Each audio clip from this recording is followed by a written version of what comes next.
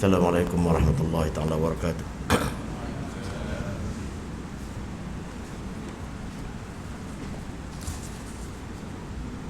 Kepada pengurusi atau nazir masjid,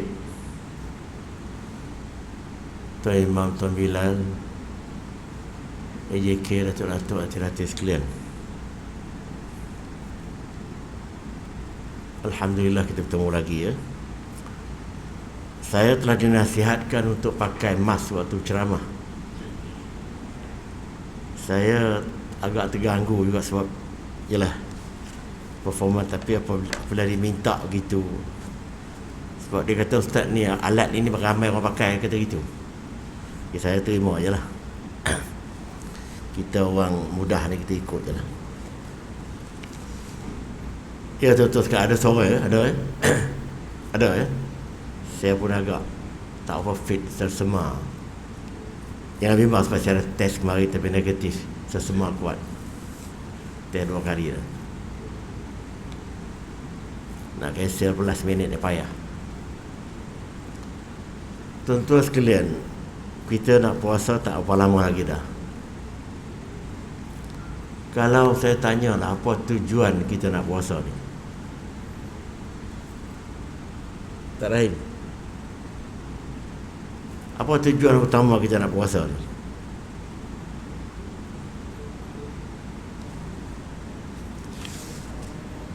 Ya, ada apa-apa perbualannya? Yes, sensitif. Dengar sampai sini. Tuan-tuan buka surah Al-Baqarah ayat 183. Ya ayyuhallazina amanu kutiba alaikumus siyamu kama kutiba alal ladzina min qablikum la'allakum tattaqun ayyaman ma'dudat. Kita ambil setakat la'allakum tattaqun, cukuplah. Wahai orang yang beriman, difardukan ke atas kamu puasa Ramadan seperti mana difardukan ke atas mereka sebelum kamu, semoga kamu bertakwa. Perkataan la'allakum tu diterjemahkan sebagai semoga, ataupun diharapkan kamu menjadi orang yang bertakwa, atau diharapkan kita menjadi orang yang bertakwa. La'alla, perkataan la'alla ni semoga, dan boleh jadi kamu orang yang bertakwa. Maknanya tidak semestinya kita berpuasa kita menjadi bertakwa. Kadang-kadang orang berpuasa lebih tidak bertakwa, pada tak sabar. Kadang-kadang dia lebih mengupat, mengata orang pun lagi banyak bulan puasa ni. Teman ini pula pilihan raya katanya selewat-lewatnya bulan Mei. Saya dengar kata gitulah, tak tahu macam mana. Hari ni Johor ya, hari ni PRN Johor hari ni. Ya tuan-tuan sekalian, tuntutan menjadi orang bertakwa ni tuntutan utama dalam kebanyakan ibadat, termasuklah puasa. Dan rukun khutbah yang kedua, ya ayyuhallazina amanu taqullaha haqqa tuqatih wa la tamutunna illa wa antum muslimun. Wahai orang beriman, hendaklah kamu bertakwa kepada Allah dengan sebenar-benar takwa, dan jangan sekali-kali kamu meninggal dalam keadaan melainkan kamu orang yang beriman. Dan Tuhan sebutlah ayat yang lain, fatazawwadu fa inna khairaz zadi taqwa. Carilah banyak bekalan, semoga kamu boleh mencapai takwa. Bekalan yang terbaik ialah takwa. Kemudian kita kena suruh anak-anak kita pun banyak bertakwa. Qu anfusakum wa ahlikum nara. Qu tu perkataan bertakwa tu. Jagalah kamu, diri kamu dan anak-anak keluarga kamu daripada api neraka. Dan ulama kata menjaga iman mereka. Jadi dengan sebab itu tuan-tuan sekalian, manusia yang terbaik di kalangan orang yang beriman, Tuhan sebut juga, inna akramakum 'indallahi atqakum. Sesungguhnya orang yang paling mulia di kalangan kamu ialah yang paling bertakwa. Apa maksud takwa? Takwa ialah terjemahan simpel di dalam khutbah itu, ialah patuh titah perintah Allah dengan melakukan segala perintahnya dan tinggalkan segala tegahannya. Itu simple meaning of taqwa.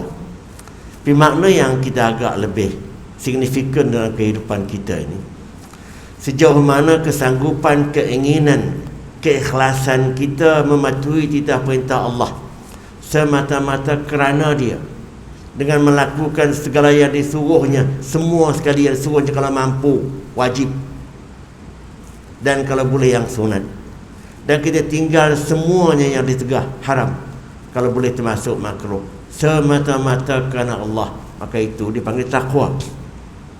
Okey, kita faham takwa begitu. Soalan yang kedua, apa menjadi penghalang utama menjadikan kita ni orang bertakwa? Apa dia penghalang utama? Lagi puasa, lagi tak takwa pun ada. Apa penghalang utamanya? Saudara Yaakob, itulah jawab untuk saya nak teruskan ceramah. Apa yang penghalang utama yang menyebabkan kita gagal menjadi orang yang bertakwa? Takkan tak seorang pun tak boleh jawab. Mudah aja ni.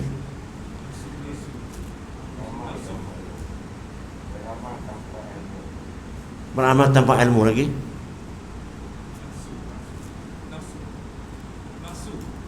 Nafsu, ya, itu jawapan yang tepat, 100% nafsu. Kerana manusia terlalu berkiblatkan nafsu di dalam hidupnya. Apabila Allah nak melantik Adam sebagai khalifah, malaikat dan jin bantah. Ataj'alu fiha man yusfiku ad-dima'a, ataj'alu fiha man yufsidu fiha wa yusfiku ad-dima'. Adapun ya Allah, Engkau nak lantik manusia nak menjadi khalifah di muka bumi ini, orang yang membunuh orang, yang melakukan berbagai-bagai kerosakan di muka bumi. Engkau nak lantik manusia yang macam ini, itu sifat manusia. Tapi Tuhan kata, fa idza sawaituhu wa nafakhtu fihi min ruhi faqa'u lahu sajidin. Apabila kami ciupkan ke dalam jiwa Adam itu unsur kerohanian, maka para malaikat pun tunduk patuh kepada Adam, terima Adam sebagai khalifah. Jadi tuan-tuan sekalian, yang menjadi problemnya, manusia ni terdiri daripada dua unsur utama, unsur jasmani dan unsur rohani. Unsur jasmani, makan, minum, badan cantik, seksi, lapar dan sebagainya, itu semua jasmani, termasuklah nafsu syahwat. Manakala unsur rohani, perasaan kesihan belas, cinta kepada yang baik, rasa ingin buat kebaikan, rasa rendah diri, itu unsur rohani yang telah Tuhan jelmakan dalam jiwa manusia. Tapi malangnya manusia banyak berkiblatkan nafsu melebihi jasmani, berkiblatkan nafsu melebihi rohaninya. Maka timbullah pepatah bujuk lalu letang patah, yang haram tidak dipedulikan, yang halal itu diabaikan, rasuah bermaharajalela, memberi keuntungan kepada ayat jelata sedikit saja tapi yang masuk poket banyak. Itu kerana bertuhankan nafsu. Apabila bertuhankan nafsu, kedurjanaannya banyak berpunca daripada nafsu. Tuhan sebut dalam satu firman yang paling popular, saya nak baca ni, Surah Al-Furqan ayat 43-44.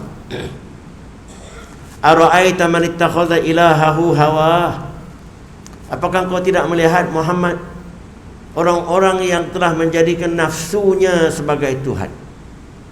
Bahasa Melayu kata bertuhankan nafsu di dalam hidup. Afa anta takuna alaihi wakila. Engkau sanggupkah Muhammad nak jadi wakil kepada manusia yang macam ini? Sebab Nabi akan menjadi wakil kita nak minta syafaat daripada depan Allah. Terus siapa yang tak berapa banyak pahala dan sebagainya, Nabi akan menjadi ejen untuk meminta syafaat. Tapi Tuhan tanya, dan kau sanggupkah jadi wakil pada manusia macam ini? Pertanyaan yang bukan untuk dijawab. Maknanya manusia yang bertuhankan nafsu begini, kau sanggup nak menjadi wakil kepada orang yang macam ini, nak minta maaf kepada aku? Am tahsabu anna aktsarahum yasma'una wa ya'qilun. Adakah kau sangka Muhammad, orang-orang macam ini mempunyai telinga boleh mendengar, atau mempunyai akal boleh berfikir. Persoalannya bukan untuk dijawab. Maknanya mereka ini ada telinga tapi pekak, ada akal tapi tak guna akal. Inhum illa kal an'ami, mereka ini tidak lebih tetapi sama macam binatang ternak. Bodoh mereka macam binatang ternak. Balhum adallu sabila, tetapi mereka ini lebih teruk sesatnya daripada binatang ternak. Itu fakta yang telah berlaku zaman dulu, sedang berlaku sekarang, kemungkinan ke depan pun akan terus berlaku. Bertuhankan hawa nafsu. Kita tengok berbagai-bagai masalah umat Islam di peringkat global, di peringkat lokal, kesemuanya berkiblatkan nafsu. Walaupun mereka menggunakan hujah-hujah akliyah, hujah-hujah dokumen dan sebagainya, tapi niat di sebaliknya ialah power, greedy, tamak, kepentingan diri. Itu di sebalik ke semua lakonan-lakonan ini. Coba kita tengok di peringkat dunia pun macam itu, di peringkat lokal nasional kita pun macam itu. Lebih-lebih lagi masalah ini kalau dilakukan oleh orang penting kepada negara, orang-orang penting kepada umat Islam, maka lebih durjana dan lebih teruk akibatnya. Apa boleh buat? Maka sebab itu tuan-tuan sekalian, puasa ini satu-satunya ibadat yang Tuhan gubalkan untuk menentang benda ini, untuk mengekang tekanan nafsu ini. Ibadat-ibadat lain kalau tuan-tuan tengok, kesemuanya berbentuk melakukan. Kita bagi zakat, kita melakukan zakat. Kita pergi haji, kita melakukan segala ibadat haji. Kita bersolat, kita melakukan ibadat. Semua perkataan melakukan. Kita melakukan ibadat secara positif. Tetapi satu-satunya ibadat yang kita melakukannya secara negatif dengan tidak ialah puasa. Iaitu kita melakukan ibadat secara negatif, secara tidak melakukan berbagai-bagai perkara yang ditegah. Tidak makan, tak minum, tidak seks, tidak menipu, tidak pembohong, tidak bercakap tak elok, tidak mengupas, berbagai-bagai perbuatan tidak. Kesemuanya itu menjadi amal ibadah yang semestinya kita lakukan dalam bulan Ramadan.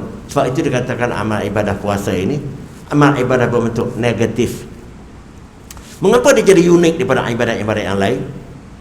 Kerana dia nak mengekang ni tekanan nafsu ni yang menjadi punca utama kemusnahan manusia hari ini.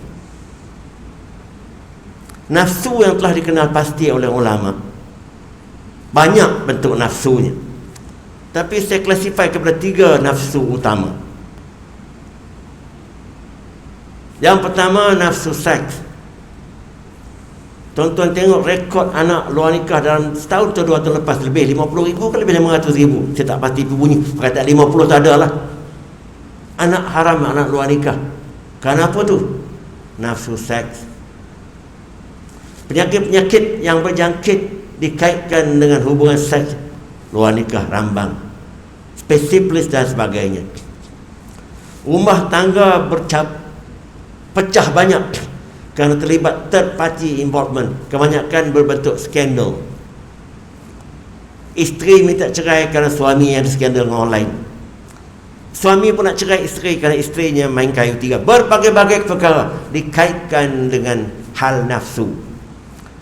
Rekod tak rasmi telah dibuat kajian dalam beberapa tahun dulu.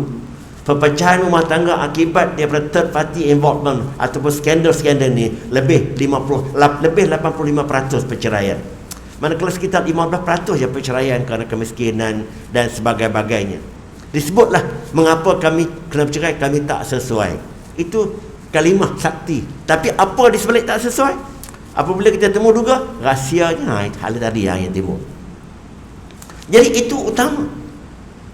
Jadi apabila seks ini kita terdapat kekang, Islam nak mengawal masalah seks ni, dia beri kelonggaran berkahwin sampai peringkat bulan 4. Oh, tengok orang ambil secara negatif, oh Islam ni pandang rendah perempuan, tapi dia begitu bermusuh dengan zina ini, dia begitu memandang serius tentang zina, maka diberi ruang untuk memudahkan perkahwinan.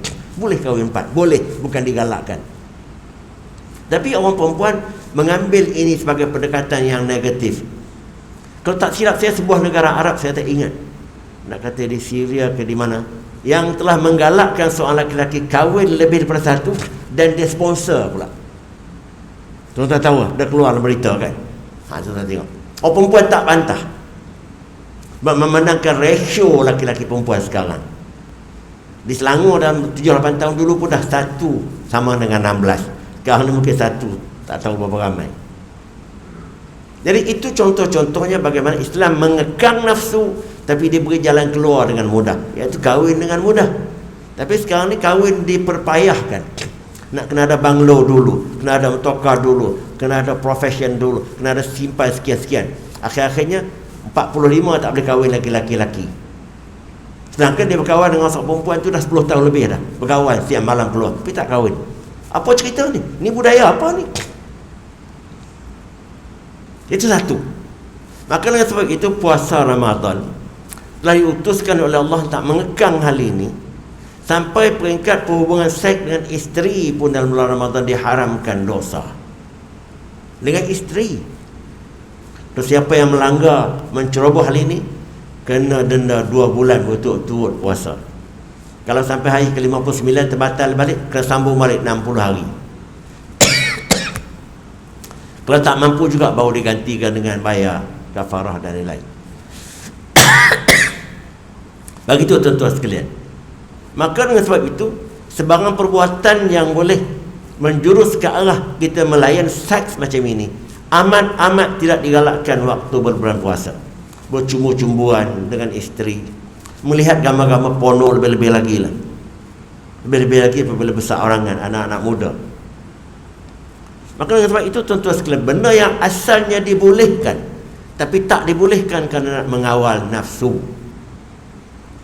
Sebab itu kalau orang nak kahwin baru, atau baru nak kahwin, tuan-tuan kahwinlah dekat-dekat puasa ni. Kahwin lepas puasa lebih baik. Kalau kahwin dekat puasa ni, takut dia menceroboh.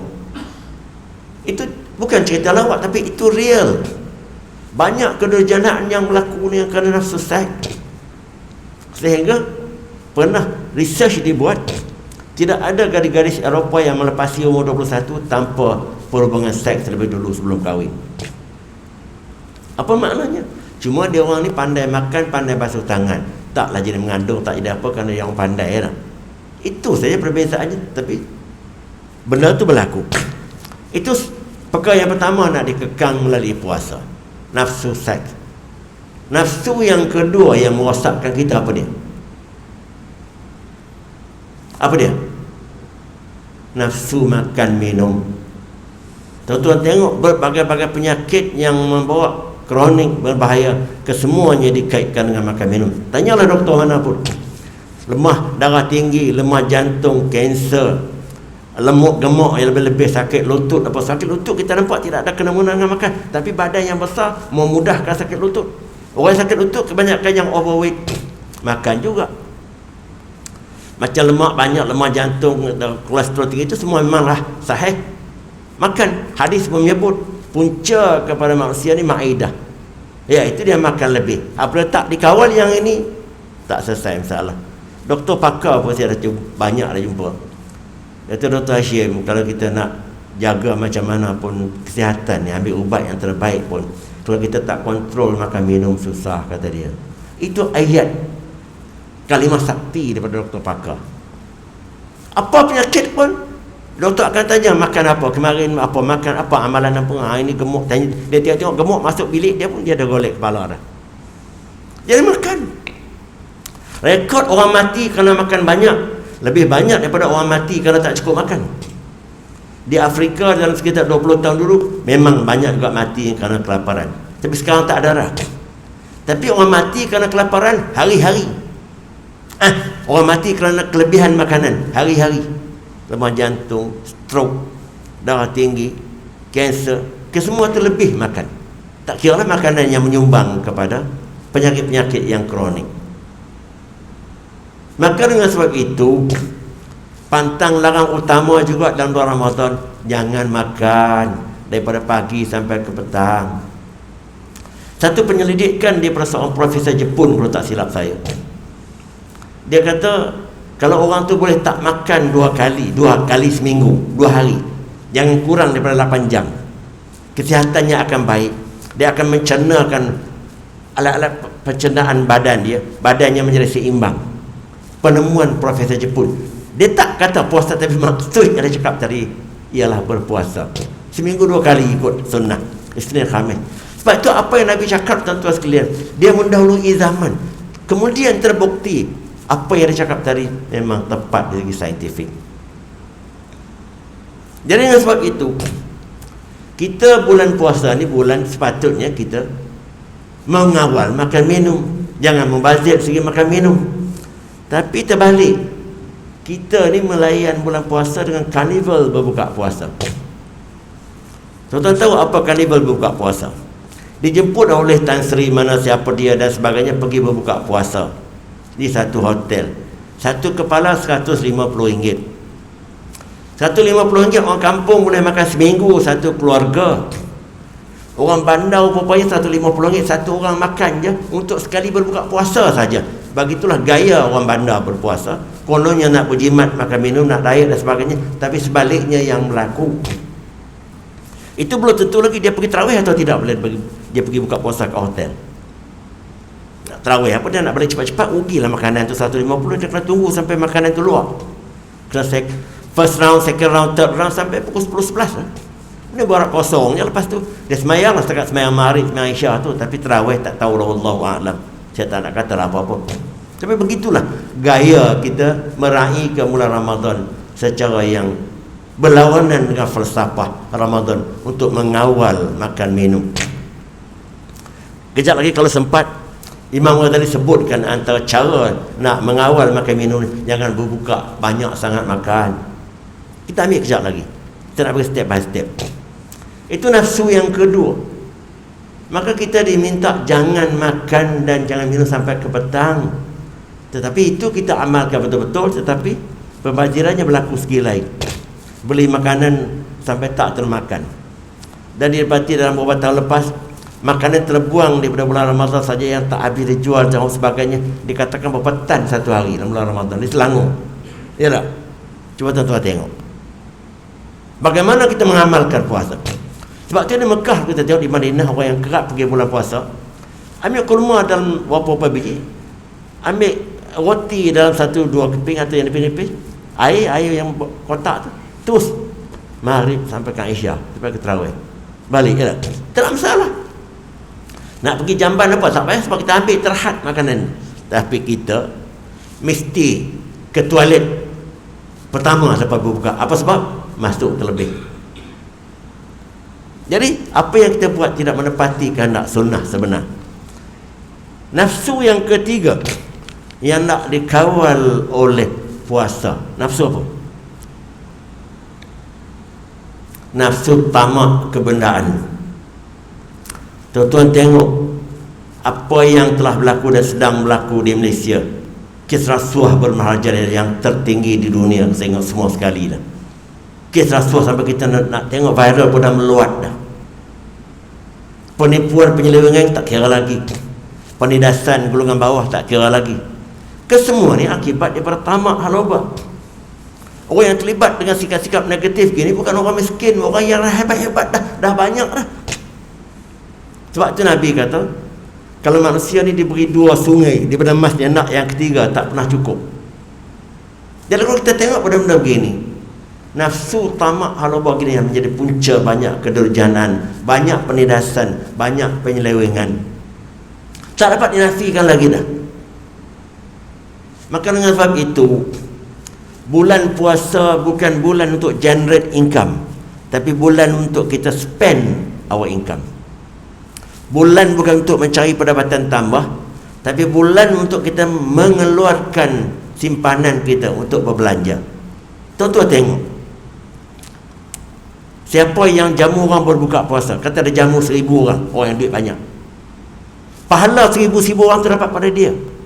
Pahala puasa dia tu, di samping orang itu pun tak kurang sikit. Katalah kita di masjid ni orang yang boleh buat sponsor satu hari, tapi bulan puasa kalau banyak orang di PJ ni berebut-rebut nak buat iftar Ramadan, bagus.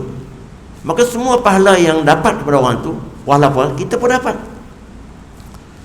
Itu yang pertama. Yang kedua, berbelanja bulan Ramadan juga kita keluarkan zakat lagi baik. Kita jadikan haul, keluar zakat bulan Ramadan pun boleh. Untuk ambil sempurna bulan Ramadan, haul, tempoh keluar zakat. Kita bagi berbagai-bagai derma dalam bulan Ramadan. Amat tinggi pahalanya. Bahkan kalau kita berbelanja lebih, pergi ambil umrah dalam bulan Ramadan, walaupun kosnya lebih, sama dengan haji kalau Tuhan terima. Jadi kesemua ini menunjukkan tuan-tuan sekalian, bulan puasa bulan untuk kita infak, bulan untuk kita berbelanja, bukan bulan untuk generate income lagi.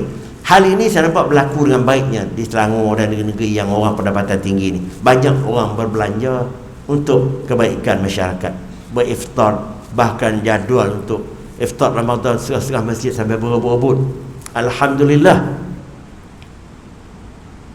Jadi dengan sebab itu tuan-tuan sekalian, 3 matlamat utama yang nak dicapai oleh puasa ini untuk menjamin supaya orang itu menjadi insan bertakwa, iaitu yang pertama, kita kena mengekang nafsu seks kita.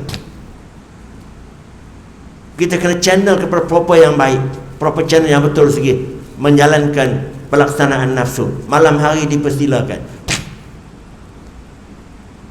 Yang kedua, kawal makan minum. Kita kata diet, kawal di sini ialah tak makan siang, tapi petang jangan makan banyak sangat, lebih kurang, dan jangan makan berlebihan sampai membazir dan sebagainya.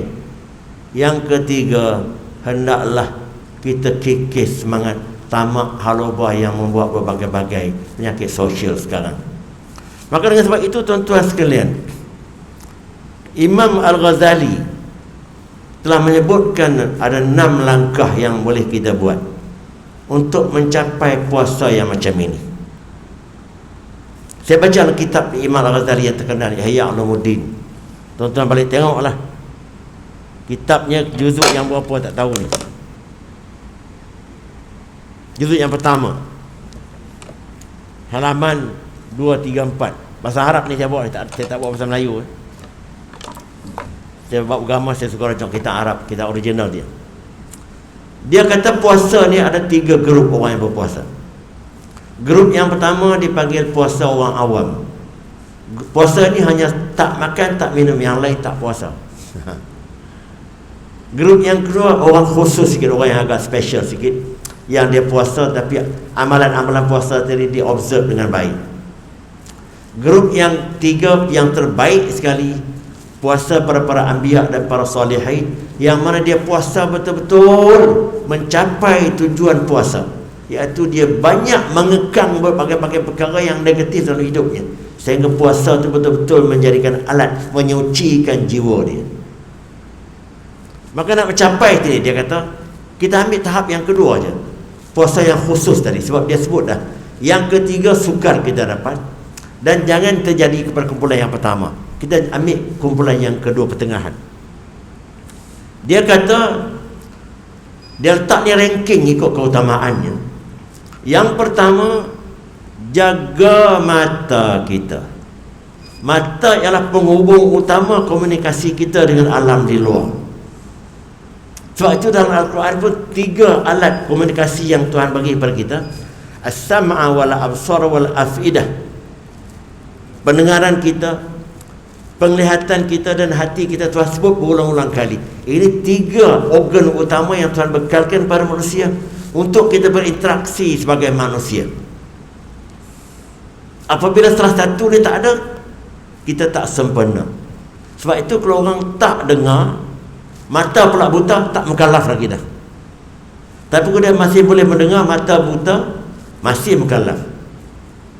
Atau mata boleh melihat, telinga tak boleh dengar, masih mukallaf. Tapi kalau hati menjadi hati yang tak, hati kita tu orang gila, orang tak cukup akal, orang yang tak siuman, ke semua tak pakai lagi dah. Ini 3 organ utama yang Tuhan ulang-ulangkan dalam Al-Quran. As-sama wal absar wal afidah qalilan ma tashkurun. Tuhan jadikan pendengaran, penglihatan dan juga hati, tetapi manusia sedikit yang mensyukurinya. Kita tak rasa nikmat organ-organ ini. Apabila elok, hilang baru kita tahu. Nikmatnya celik apabila orang tu menjadi buta, kena kecil manis. Cuba tanya tengok. nikmatnya telinga, boleh mendengar. Apabila pekak kena penyakit-penyakit tertentu, sinus kuat dan sebagainya, tuan-tuan tengok. Hati pula, saya ada di kalangan orang yang rapat dengan saya, dah sampai tu ada nyanyuk berlebihan, sampai tak ingat isterinya, tak ingat anak dia lagi dah. Dia tak ingat dia berada di mana. Dia boleh ingat pada 20 tahun dulu. Allah, kesian kita tengok. Hati dah, Tuhan buat macam Tuhan tarik balik dah. Itu antara tiga ni. Maka dengan sebab itu, dia sebut yang pertama ni, jaga mata dulu. Mata yang membawa berbagai-bagai kemungkaran. Kita tengok saiz 35, 25, 36, cerau hati. Mata. Tengok motocar model baru keluar, kita baru beli baru setahun je, tak tahan dah, tolak, ambil yang baru, loan baru. Mata. Orang perempuan beli baju penuh almari, 3 almari tak cukup lagi pakaian dia, sebab dia kata dia orang perempuan kena pakai baju banyak. Beli, angkut balik sampai tak tahu. Pernah saya tahu ada seorang perempuan dalam pengalaman saya dulu lah, pakaiannya yang on saja tak kurang daripada 70 pasang lah, satu-satu masa 70 pasang. Ada yang dia beli tak sempat pakai pun ada. Dia bergunakan hujah di sebalik, orang perempuan, lembut ayatnya, orang perempuan. Orang perempuan mana? Tuan-tuan tengok, mata ke semua itu. Tengok makanan nak beli di buka Ramadan, semua makanan beli semua, beli. Balik makan 2 biji, pergi masjid. Yang tadi pergi ke mana tak tahu, pergi ke longkang ke, pergi ke kucing ke, pergi ke jiran pun macam itu juga. Mata ke semua. Jadi kalau kita tak boleh kekang mata ini, maka dichannelkan mata tu, kena baca Quran banyak, melihat benda-benda yang baik. Tapi yang berlaku sebaliknya. Maka dengan sebab itu tuan-tuan sekalian, dia kata mata itu ibarat padahan yang meracun. Yang melihat, dia menarik daripada penglihatan tadi. Banyak yang melihat tadi, kalau kita tak kawal, dia menimbulkan kesan negatif. Mata. Sebab itu dipanggil fitnah daripada mata. Hilang matanya, hilang segalanya. Sebab itu dikatakan di sini,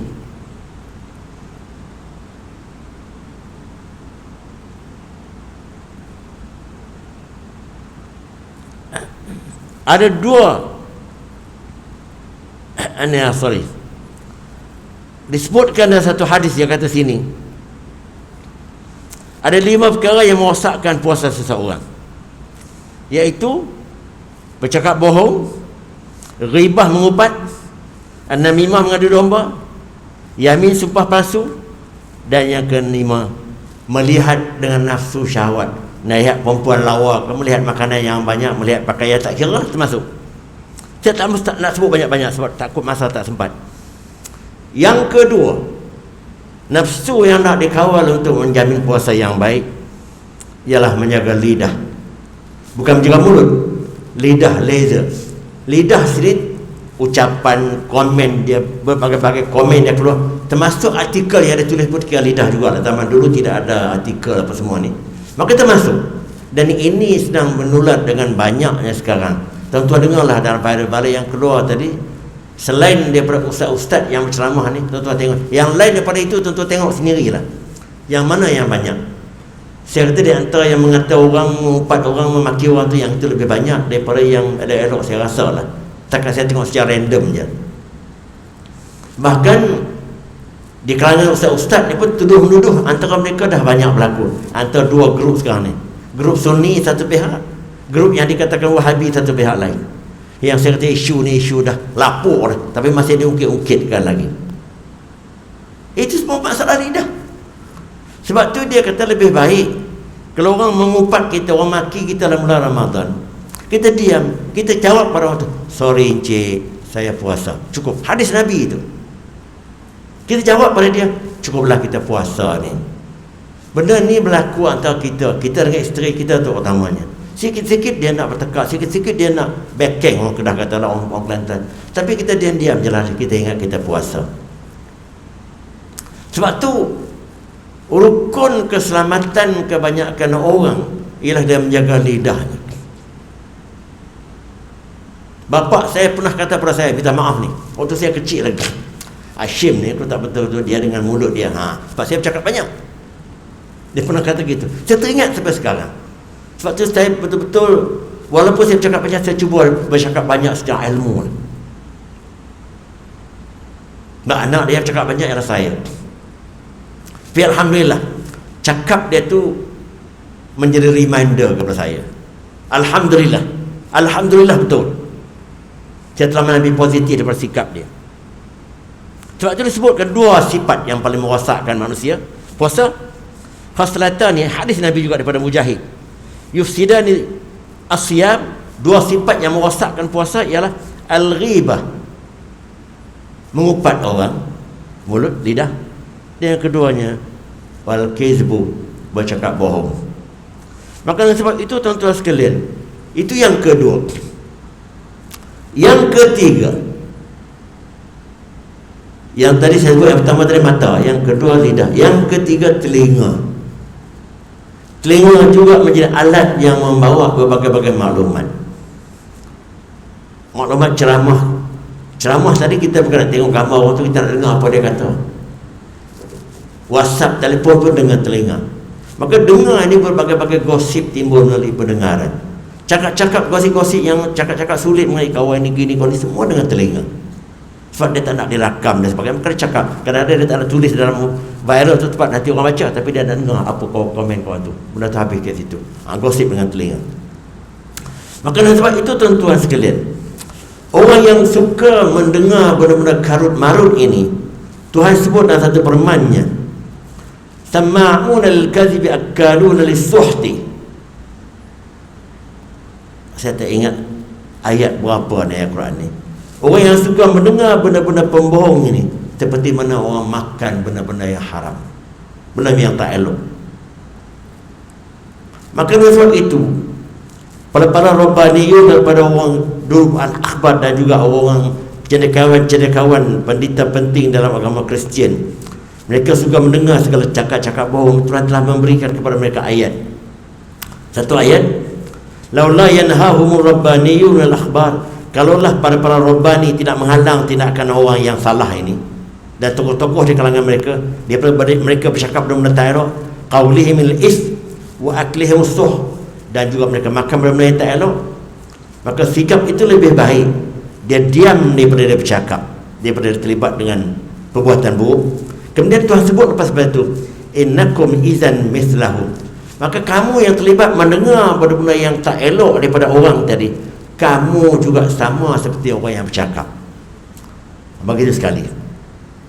Itu yang ketiga, tuan-tuan sekalian. Yang keempat, nak dapat puasa yang baik, barulah kita menjaga anggota-anggota lain, digabungkan anggota lain, kaki, tangan, perut termasuk. Kita makan banyak. Sebab perut ni dia jadi follow up. Apabila dah mata tengok makanan nak makan, idea boleh jatuh beli, maka perut yang menanggungnya. Yang sakitnya perut, bukan mata, perut yang menanggung. Maka dia kata kena jagalah perut, jangan masuk benda-benda yang haram, jangan makan berlebihan dan berbagai-bagai. Itu perut. Termasuk anggota lain, tangan yang memegang benda-benda tak elok, kaki yang kita berjalan pada tempat-tempat tak elok. Sebab orang yang tertentu waktu zaman belum PKP dululah, dalam bulan Ramadan ni kita nak tidur pun payah, tak mengantuk. Maka baik window shopping lah, round ke kedai-kedai, tengok-tengok jamu-jamu mata. Pergilah ke satu kedai. Saya itu antara yang paling saya tak suka, tapi yalah, kita ni apabila kita terpaksa pergi macam tu, kita banyak melayan benda-benda yang tak berfaedah banyak, kerana nak melayan anggota. Jadi kaki yang terlibat itu juga dengan susah payah kita pergi.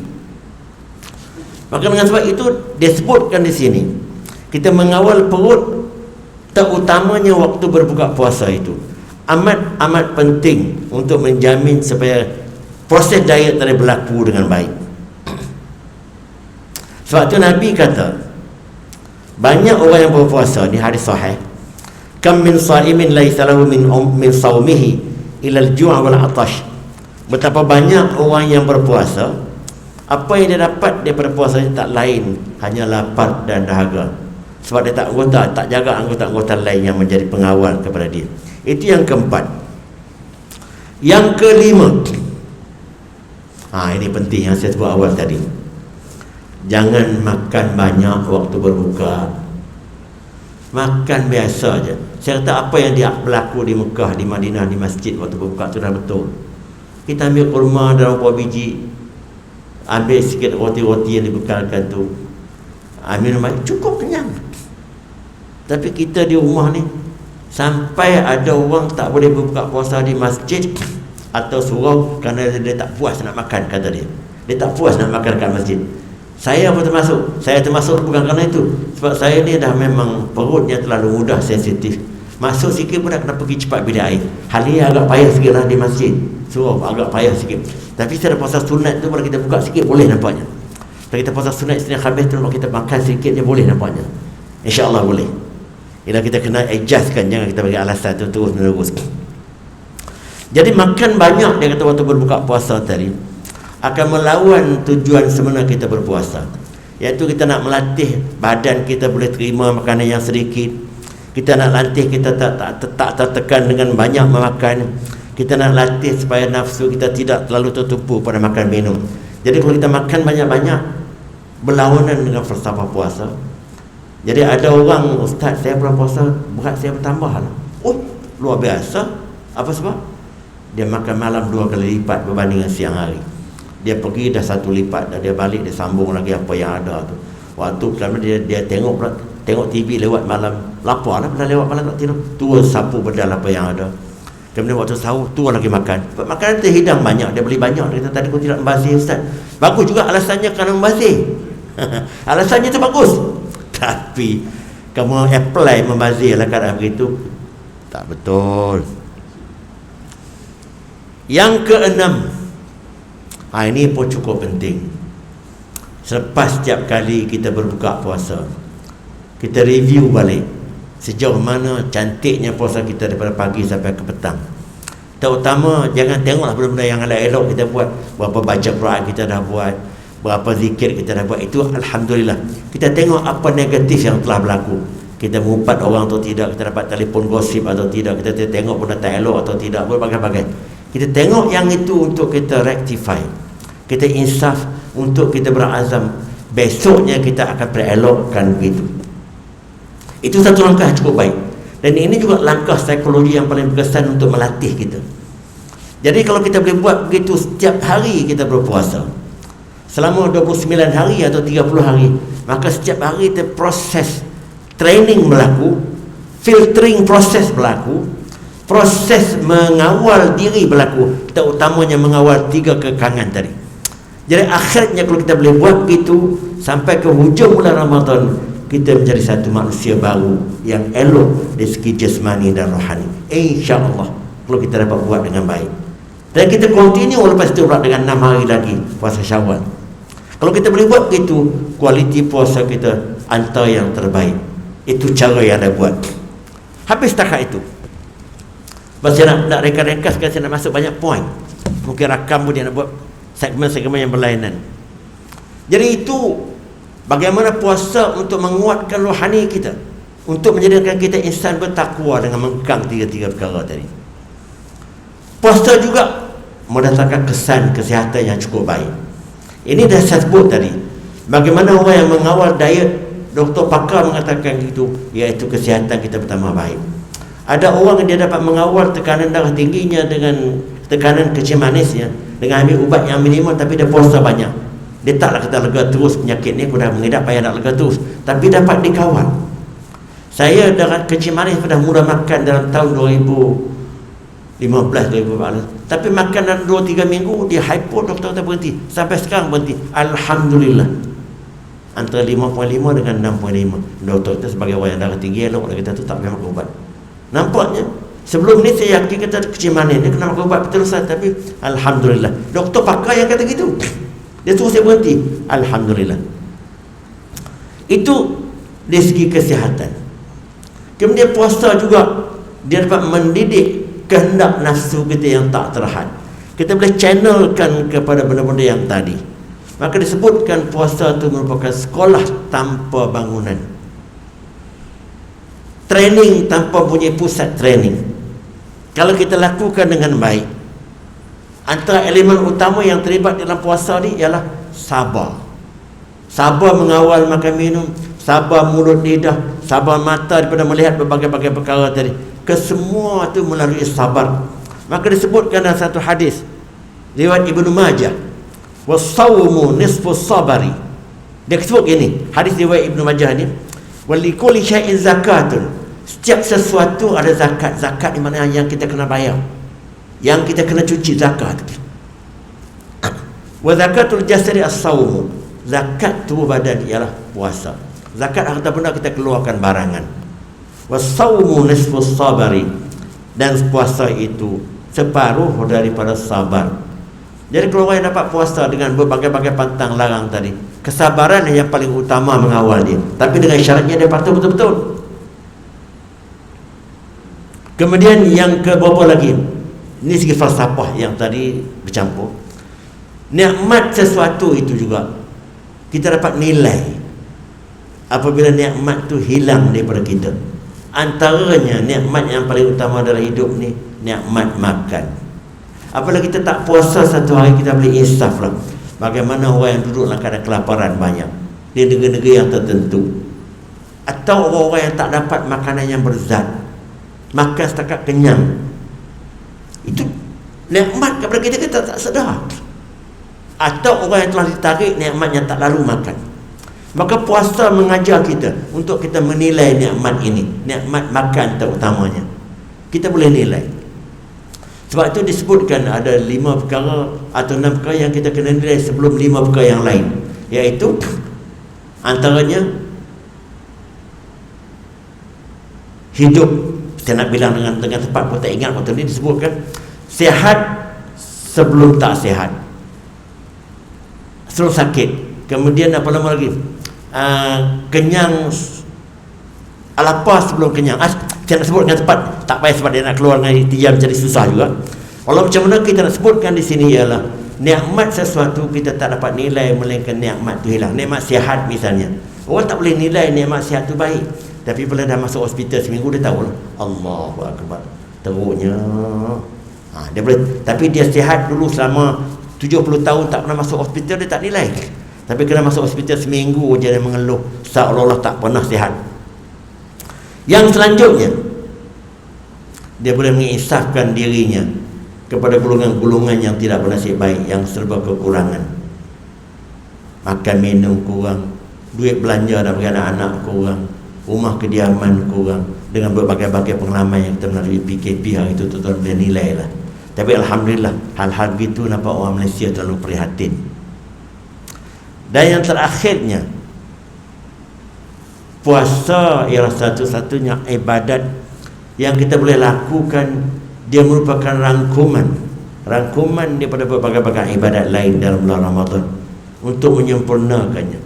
Terutamanya dalam bulan Ramadan juga kita banyak bersolat. Dalam bulan Ramadan juga kita banyak melakukan infak, zakat dan sebagainya. Dalam bulan Ramadan juga kita banyak membaca Al-Quran. Dalam bulan Ramadan juga berbagai-bagai tingkah laku lain yang kita boleh buat. Maka dianggaplah amalan berpuasa tadi amalan yang menyempurnakan segala amal ibadatnya, sehingga Nabi sebut dalam satu hadis yang sahih ini, riwayat Ibnu Huzaimah, yang bermaksud kullu amalin ibnu Adam lahu illa siyam. Setiap amal yang anak Adam buat, semua faedah dapat kepada dia, illa siyam, melainkan puasa. Fa innahu li, puasa tu untuk aku, kata Tuhan. Semua ibadat lain dia buat untuk diri dia, tapi dia buat puasa tadi untuk aku. Apa sebab?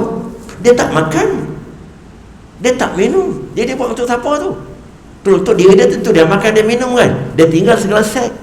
Jadi tentulah dia buat begitu semua semata-mata untuk aku, Tuhan kata. Wa ana ajzi bihi, maka aku akan membalasnya tentang pengorbanan hamba aku macam itu kepada aku. Ya da'a ta'amahu min ajli, dia telah tinggal makan minumnya semata-mata kerana aku, sedangkan waktu lain boleh. Wa da'a syarabahu min ajli, dia tinggalkan minumannya juga semata-mata kerana aku. Wa yada'a lazzatahu min ajli, dia tinggalkan segala kenikmatan hidupnya, bersukaria semua semata-mata kerana aku. Dia tak dapat apa pun secara fizikal lah. Wa yada'a zawjatahu min ajli, maka dia meninggalkan juga isterinya yang cantik semata-mata kerana aku. Maka sebab itu Tuhan kata, wa ana ajzi bihi, aku akan balas dengan tak terhingga banyaknya. Sebab macam itu ulama tafsirkan, kerana pengorbanan yang dilakukan oleh orang yang berpuasa. Maka dengan sebab itu tuan-tuan sekalian, saya berhenti setakat itulah untuk hari ini. Kita nak melakukan puasa dalam berapa hari lagi? Dalam 2 minggu lagi tak? Semoga puasa ini menjadi puasa terbaik kepada kita. Dan belum tentu lagi kita akan bertemu dengan puasa-puasa yang akan datang. Tuan-tuan, perelokkanlah dalam bulan puasa ini dengan berbagai-bagai aspek dalam kehidupan kita. Yang saya sebut tadi, perelokkan di segi aspek rohani terutamanya. Aspek jasmani kita dah kebanyakan okey. Aspek rohani, banyakkan unsur takwa dengan rendah diri, dengan tidak takabur, bersederhana dalam kehidupan, jangan makan lebih, dengan berbagai-bagai perkara yang sesuai dengan tuntutan berpuasa.